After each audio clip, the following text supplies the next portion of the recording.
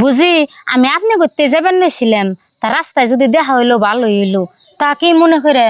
বুঝি দেখেন কালকে না আঙ্গু বাইতে নে নারাই বাসাল তাইতে আঙ্গু নে বিনো করে দিছে। এহান যে ভাত রান্ধুম খড়ি যাবা নাই, তাই কইছি যে দেহি বুজির কাছে যদি কয়টা খড়ি যাবা পায় তাও কয়টা ভাত রান্ধতে খেয়ে হেরুম। না না না, ওটা হবো না। লাগলে আমার বাড়িতে এক তো ভাত খাইয়া যান, তাও খড়ি যাবা দিব না।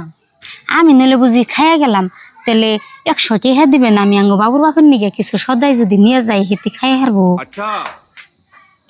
100 টাকা দিলে তো চাওয়াটা সম্ভব না, তাহলে 500 টাকা হাদি। বুঝি 100 টাকা দেখি করবেন, তাহলে 500 টাকা নেন। তাহলে তো বুঝি ভালো হইলো, আমরা তাও 2-3 দিন ভালো চলা হারুম, তাহলে নন যাই দিবেন।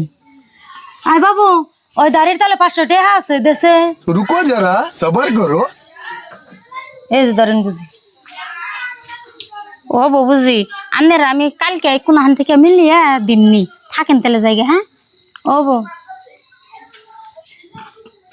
বুঝি বুঝি ডাক পারেন কে বুঝি?